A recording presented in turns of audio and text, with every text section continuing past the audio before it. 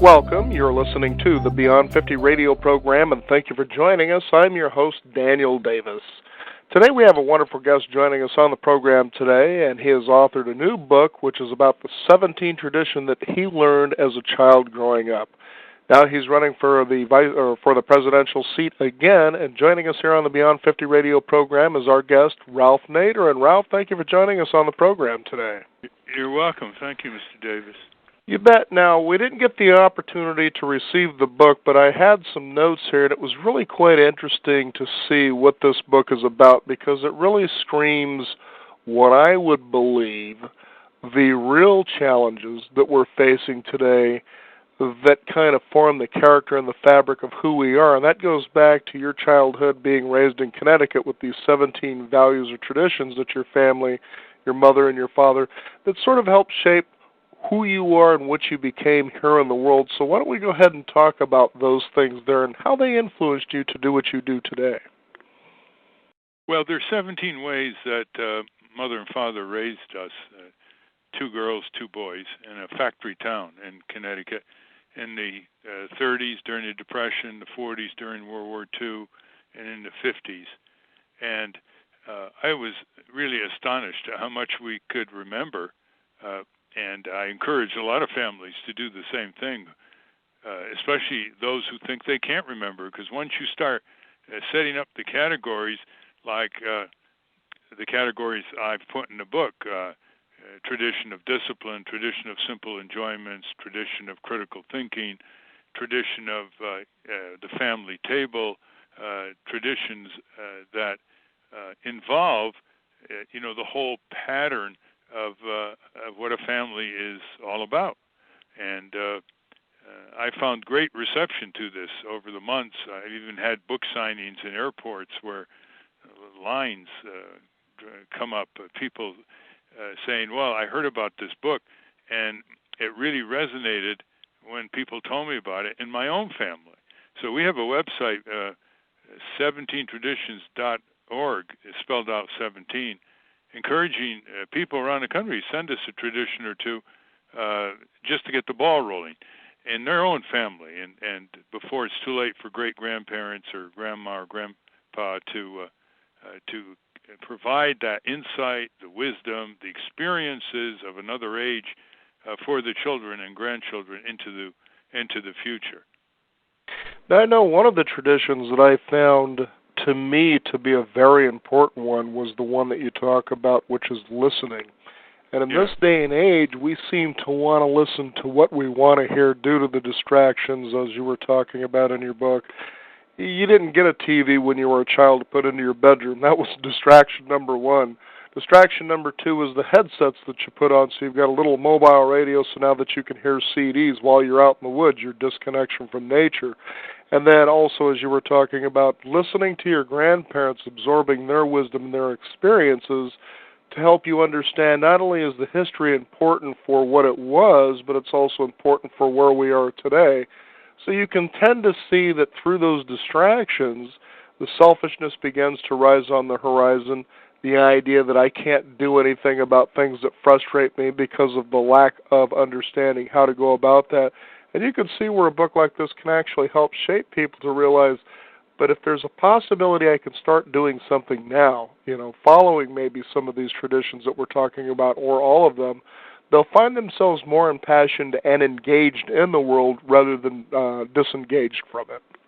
Yes, it's very motivating to go through your family, through 3 generations or more, and just draw out the best of your experiences in your memory. I mean, just think, if a child has a great-grandparent, that great-grandparent can remember his or her great-grandparent or grandparent.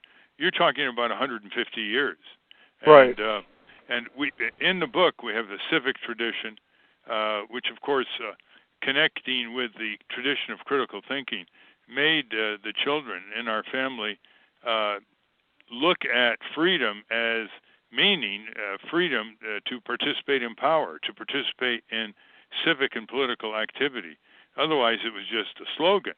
And it turns out that's Marcus Cicero, the ancient Roman lawyer, over 2,000 years ago, defined freedom that way. He said freedom is participation in power. And, there are all these little experiences that people need to put down. I mean, I remember once I came home from school, I was 10 years old, and my father said to me, "What did you learn in school today, Ralph? Did you learn how to believe, or did you learn how to think?" Mm-hmm. And that really got me thinking. And ever since then, whenever I was in a classroom in high school, university, law school, Princeton, Harvard, I would always ask myself, is this teacher trying to get me to believe or trying to get me to think? And it's stories like that have made this book so popular with parents of young children who really have to deal with pretty much the same problems. However different the technology is, as you mentioned, the iPods and so on, it's still the same challenges and problems. I mean, 17 Traditions shows how my parents dealt with the problem of respecting your parents, of doing your chores, of conducting your studies on time and not delaying, of exercising yourself, of not whining about the food that's put on the table like you don't want to eat it, and not falling into a bad crowd. Just a few of the taking care of your health. I mean, all these were part of our early upbringing. I'll just give you an example. Mother very early on removed whining at the breakfast or dinner or lunch table. That's why we had so many great conversations, because we just were taught not to whine. She said, "You'll eat what I and your father tell you to eat, and we'll eat what you eat, and you'll eat what I eat, and your father will eat, and you're too young to know what to eat." That's it. Well, at 8 o'clock, one time at age 8, I rebelled because my mother put some fresh radishes, carrots, and celery on the table. And I said, "I don't want to eat this. I don't like these. I don't like celery. I don't like radish. I don't want to eat." You know how a kid is, keeps repeating. Right. My mother said, "Well, Ralph, you keep saying I don't want and I don't like. Who is I?" And I said, "I? It's me, Ralph, Mother." And she said, "I don't know about that. Let me ask you, is I your liver? Is I your kidney? Is I your heart? Is I your lungs? Is I your brain? Who's I when you say I don't like radishes or celery or carrots?" By this time, I was completely flummoxed. And so she leaned Can't over mess with Mom when it comes to the kitchen.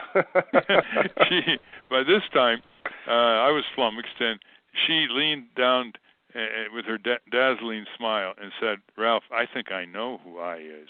I said, "Who, Mother?" And she said, "I think I is your tongue. And why are you turning your tongue against your brain? Now eat up."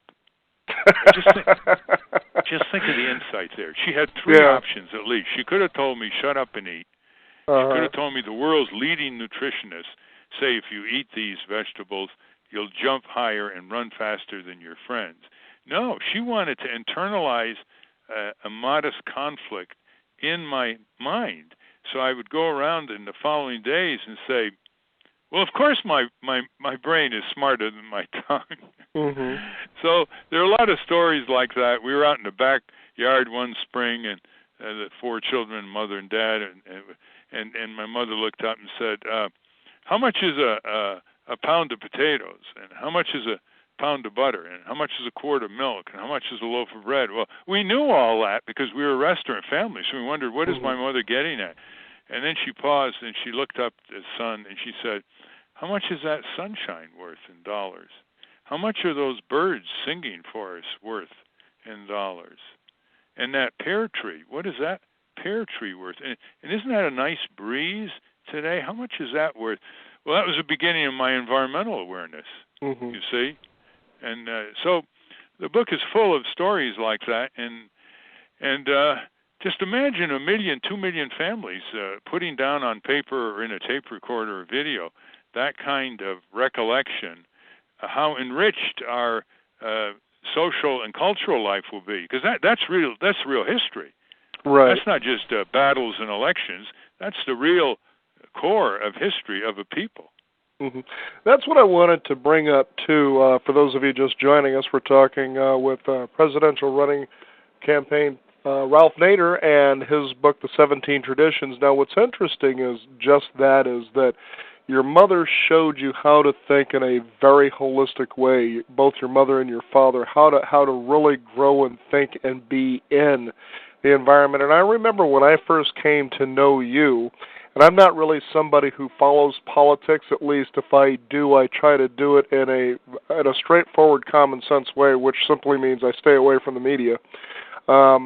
But as when you were doing a consumer show, when you were actually helping by testing products and perhaps I think maybe even services, but I remember the products and here I was in grade school, moving into junior high school, watching this program. It eludes me what the name of the program was, but I know it was like Consumer Reports or Consumer Alerts. And I thought, that's really interesting because what raised for me as a child, my mom was really big about, as you talk about, independent thinking. Think for yourself. Is that here was somebody on there saying, why don't we test the beliefs you may have about these products and why you're buying them? That makes a lot of sense. How come there aren't more shows like that if you're going to watch television?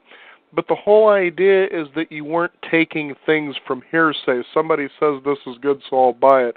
And we seem to be in a society this day and age where all of our information seems to be coming second-hand instead of through, as you like to talk about, personal experience.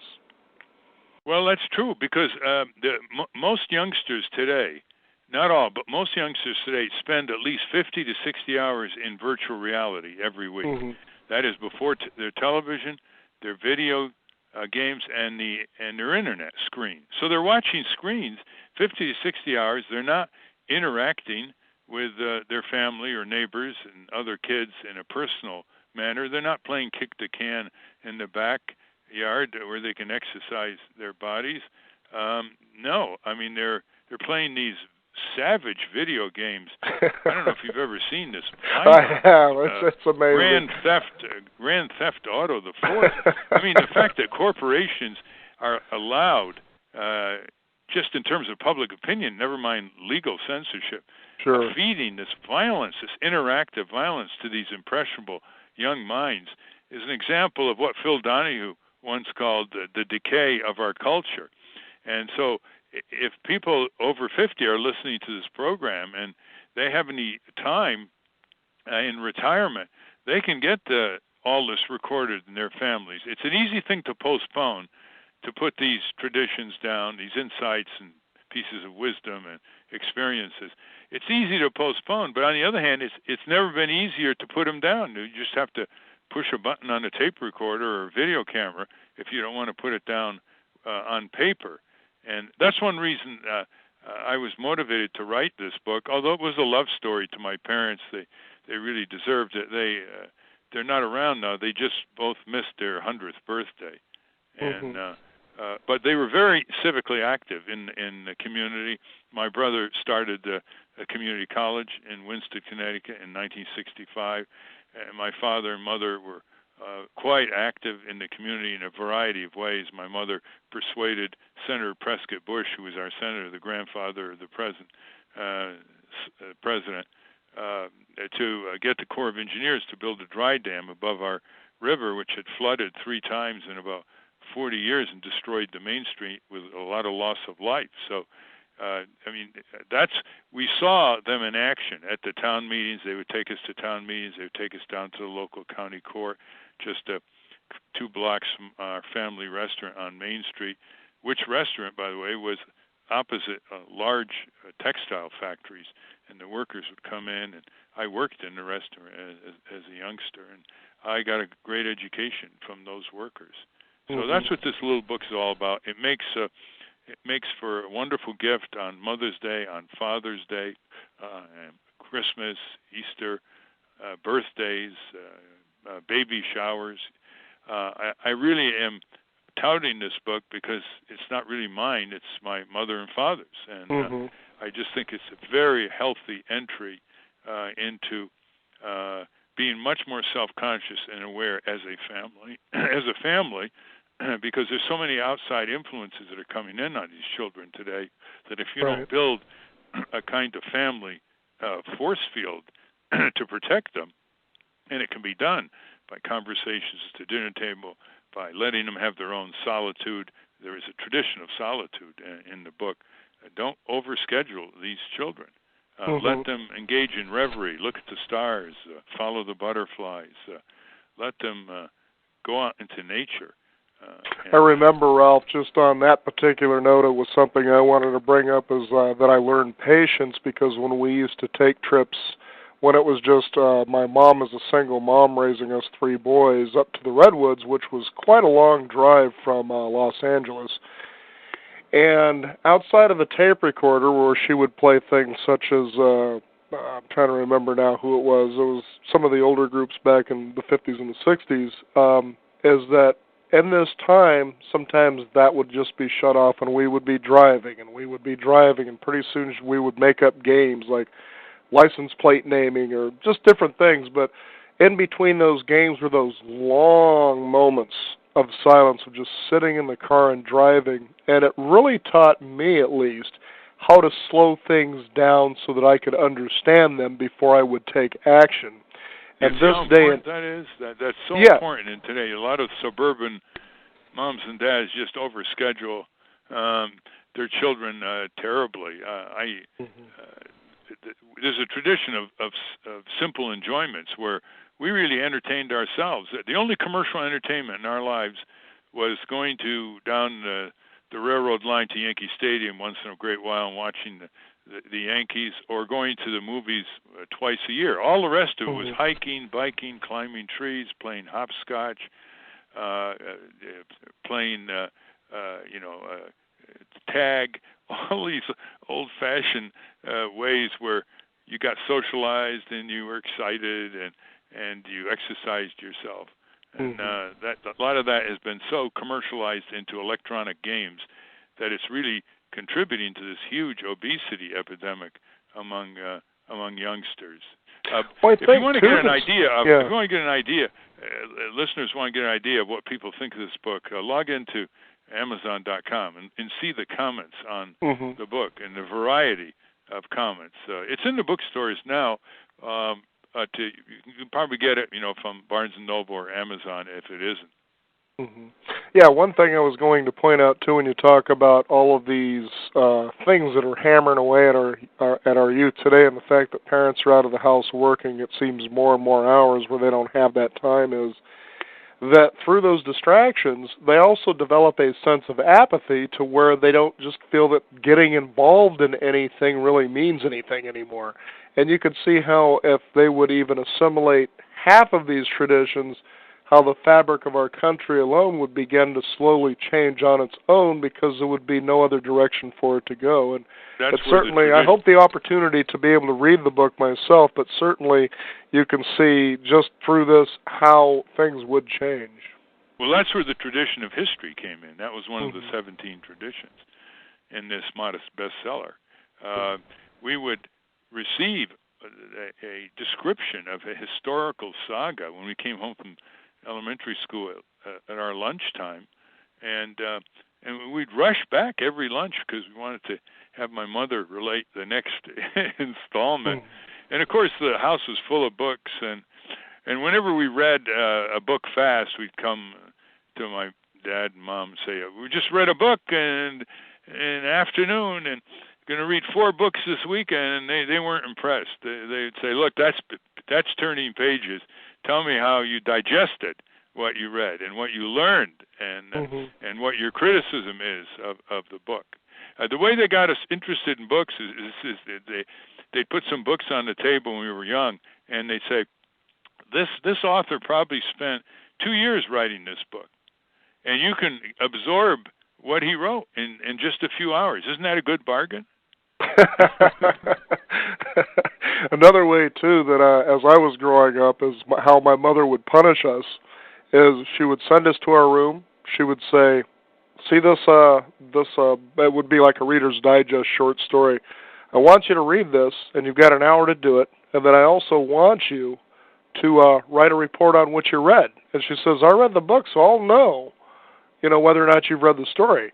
And of course, years later you realize, well, Mom didn't read that. That was just a play to get us to do it. But it also taught us that even though somebody suggests that you read something and you have that resistance to it, that all of a sudden you discover, wow, what a wonderful piece of work. Yeah. Well, note the tradition of discipline in the book. How did they discipline us? Well, when we started misbehaving, as most kids do a little bit, get a little too agitated and a little rambunctious, they'd give us the look. Well, all parents give children that look.